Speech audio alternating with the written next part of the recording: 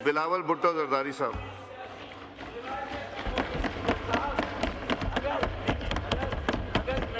ये बजट में आप तकरीर में बात कर चुके हैं सारी, अब छोड़ दें डॉक्टर साहब, करने दें प्लीज। जी तशरीफ रखें, तशरीफ बिलावल साहब। बिस्मिल्लाहिर्रहमानिर्रहीम। जनाब स्पीकर, मैं सबसे पहले वज़ीर ख़ज़ाना साहब का माज़रत ख़्वाह हूँ कि आज हमारा पूरा इरादा था और चाह यही रहे थे कि आपकी बजट के प्रोसेस को मुकम्मल करें और इसलिए आज ही ये प्रोसेस मुकम्मल हो सकता है। कल सब ने वापस भी जाना है, मगर और मैंने बहुत कोशिश किया कि तकरीरें हो और ये हम उस पॉइंट पे पहुँचे और मुझे खुद इंटरप्ट ना करना पड़े, अपना इनपुट ना देना पड़े। लेकिन ऐसे इतने सारे मौजू अब खोले हैं कि इन पे अब मेरा फ़र्ज़ बनता है बहैसियत पाकिस्तान पीपल्स पार्टी का चेयरमैन और हमारा जमात का पार्लियामेंट्री लीडर कि मैं अपना इनपुट ज़रूर दूँ। मैं हुकूमत वक्त से और ख़ास तौर पे वज़ीर आज़म साहब के चंद ऐसे वज़ीर हैं और शायद उनका सियासत कुछ ऐसा है, इनका मकसद मुझे समझ से बाहर है, मगर ये हमेशा वज़ीर आज़म की काम में मदद करने के बजाय मज़ीद मुश्किलात पैदा करते हैं। और मैं वज़ीर आज़म साहब से अब 2 दफ़ा शहबाज शरीफ साहब को, वज़ीर आज़म साहब को इस ओहदा के लिए खुद वोट डाला है और मैं समझता हूँ कि जिस मेहनत के साथ, जिस अंदाज के साथ वज़ीर आज़म साहब का अपना जो वर्क एथिक है, वज़ीर आज़म साहब का खुद अपने तौर पे जो वज़ीर आज़म साहब का नीयत है, जिस अंदाज के साथ वो अपने इत्तेहादियों के साथ इंगेज करते हैं और जिस नीयत के साथ वो अपने ऑपोजिशन के साथ भी इंगेज करना चाहते हैं, मैं फ्लोर ऑफ द हाउस पे इस बात को रिकॉर्ड पे लाना चाह रहा हूँ कि वज़ीर आज़म साहब एक मुस्बत अंदाज से इस तरफ और उस तरफ इंगेज करके मुल्क को मसाइल से निकालना चाहता है। और इस वक्त जहाँ पाकिस्तान खड़ा है जनाब स्पीकर, जहाँ ये खिता खड़ा है, हमारे इर्द गिर्द जो सब कुछ जियो पोलिटिकली हो रहा है, मैं समझता हूँ कि अगर पाकिस्तान के तमाम सियासी जमातें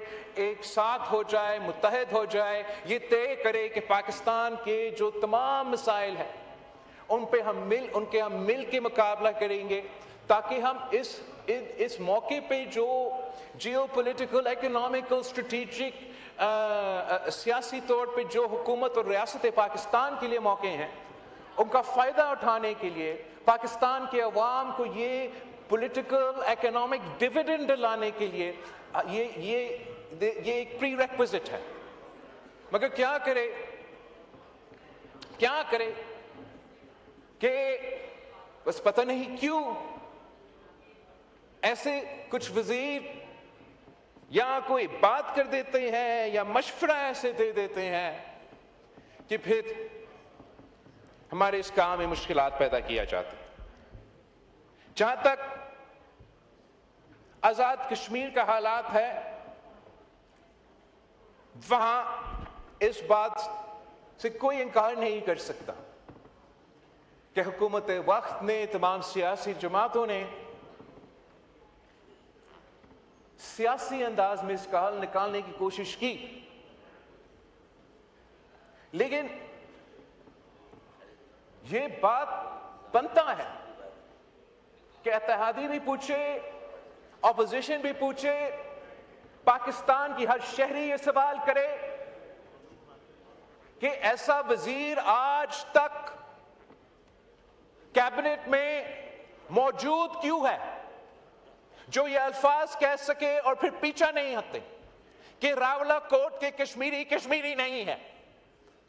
ये कैसे मुमकिन है कि हम ये बर्दाश्त करें कि ऐसे अल्फाजात किसी सीनियर सियासतदान अपनी जगह कोई वजीरे इस मुल्क का वजीरे दिफा ऐसे बात करे और बड़ा मुनासिब अंदाज से राजा परवेज अशरफ साहब एतराज करता है और आपको एक रास्ता देता है कि आप इस बात से अब पीछे हटें। जो जुलूस में कहा जा रहा है, जो धरना में कहा जा रहा है, उस पर तो तकीद बनता है, लेकिन वो तो कोई मेंबरान असेंबली नहीं है, वो इस मुल्क के कोई वजीर नहीं है, वो कोई सीनियर वजारत नहीं रखते। हम कैसे इस बात का जस्टिफिकेशन दें? मैं कैसे इस बात का जस्टिफिकेशन दूं कि वो वजीर आज तक वजीर है, माफी मांगने के लिए तैयार नहीं? तो अगर माफी मांगने के लिए तैयार नहीं तो हम कौन सा जस्टिफिकेशन दें कि हम इस वजीर के साथ बैठे हैं? राणा सनाउल्लाह साहब का बहुत इज्जत करते हैं। कश्मीर के जिस अंदाज से मैं खुद जानता हूं मियां मोहम्मद नवाज शरीफ का जो ताल्लुक है, जो रिश्ता है कश्मीर के साथ, कश्मीर कॉज के साथ, जिस अंदाज से इन हालात का हल निकालना चाहते हैं, इससे कोई इंकार नहीं कर सकता।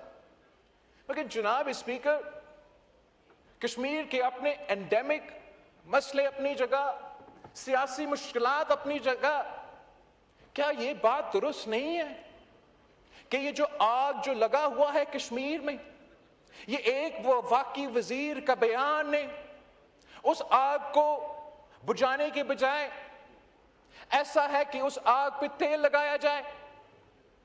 क्या ये बात दुरुस्त नहीं है कि एक वाकई वजीर ने ये बात कहा था कि हम इसी कश्मीर के इलेक्शंस का जिक्र करते हुए कि हम अपने जेब में 12 सीटें लेकर आते हैं?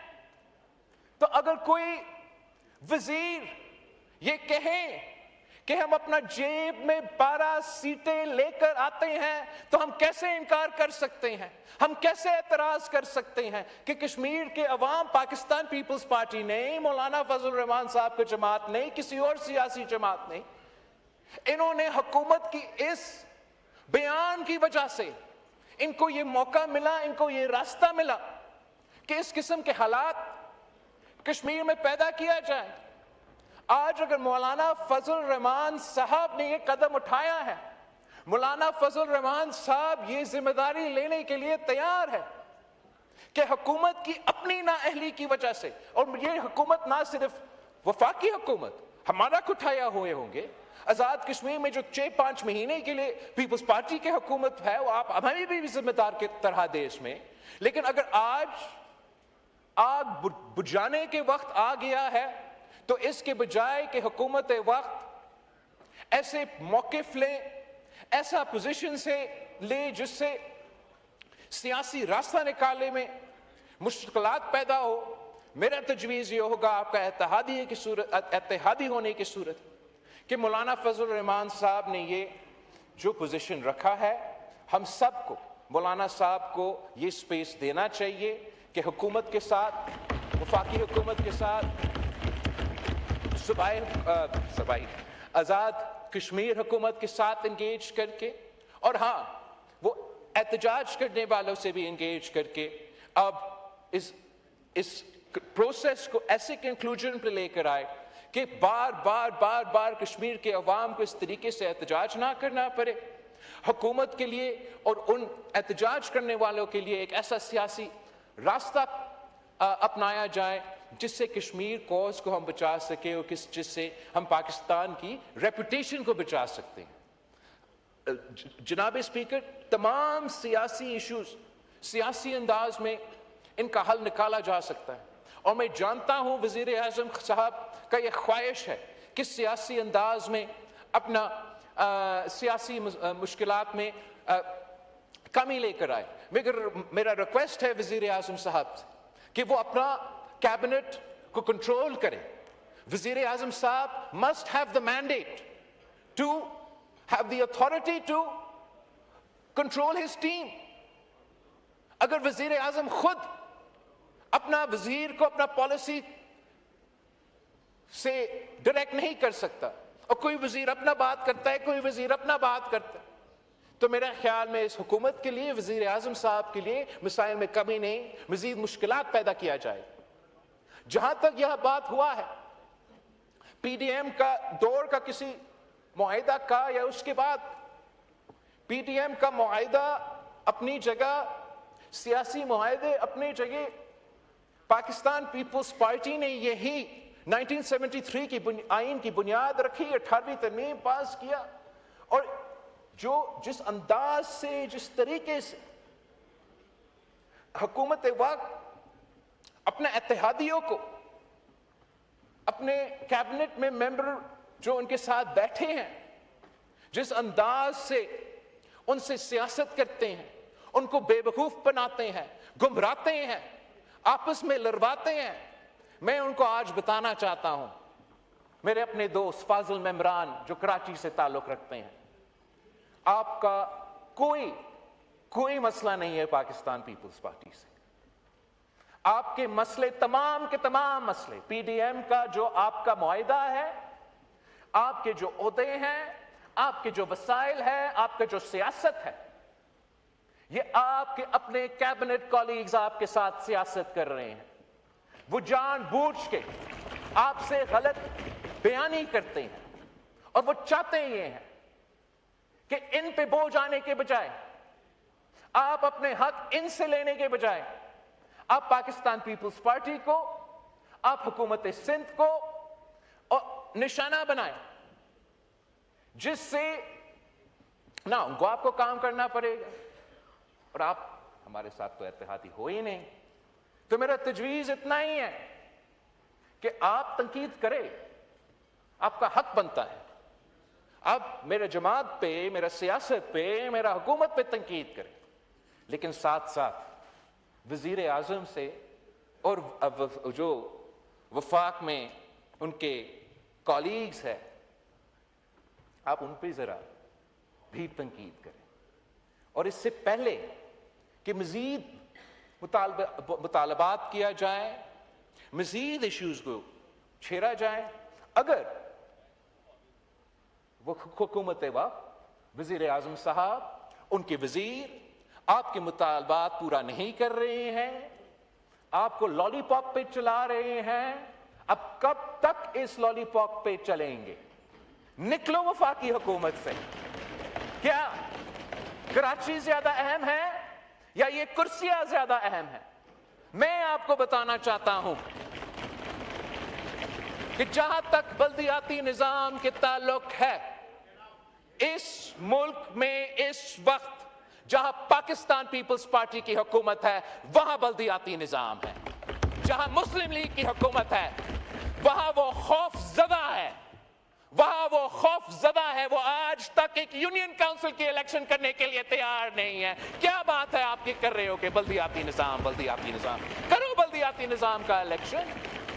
मैं दावत देता हूं कि जो मैंने कराची में बल्दियाती निजाम लेकर आया है, वो आप लाहौर में जरा लेकर आए इलेक्शन लड़े। पाकिस्तान पीपल्स पार्टी तैयार है कि हम आपका पंजाब में हो, जहां भी बल्दियाती निजाम मौजूद नहीं है, इस्लामाबाद में बड़े बड़े बातें कर रहे हैं, आईन में तरमीम, आईन में तरमीम।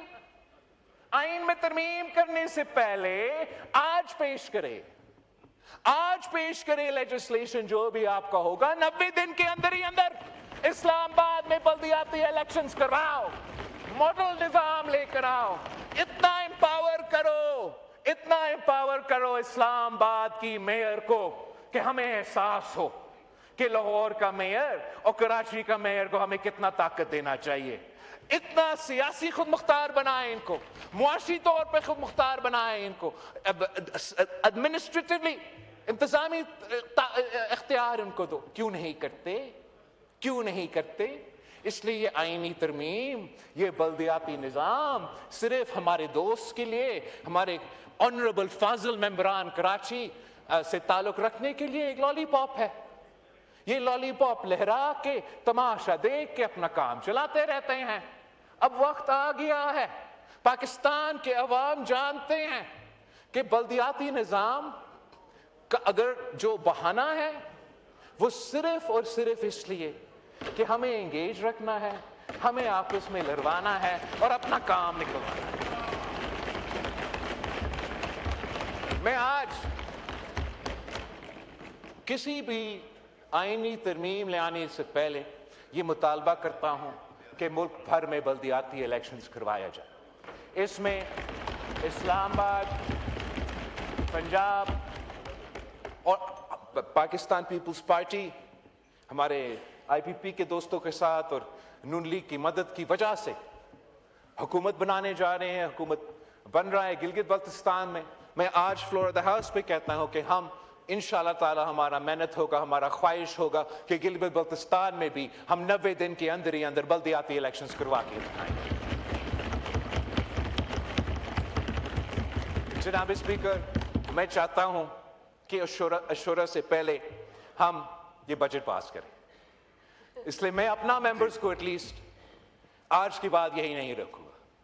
अब आपकी मर्जी है कि आप चाहते हैं कि हम इन टॉपिक्स पे या जो और मजीद टॉपिक्स है उस पे हम डिबेट करें। मैं डिबेट करने के लिए तैयार हूं।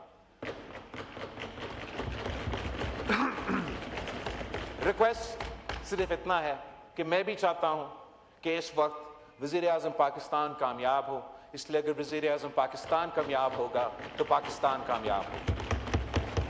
और मेरा ज़ाती ख्याल में ये वक्त नहीं है कि हम आपस के सियासी इख्तलाफात पे ध्यान दें। वक्त ये है कि हम एक होके पाकिस्तान के मसाइल का हल निकालें। जी गौहर साहब।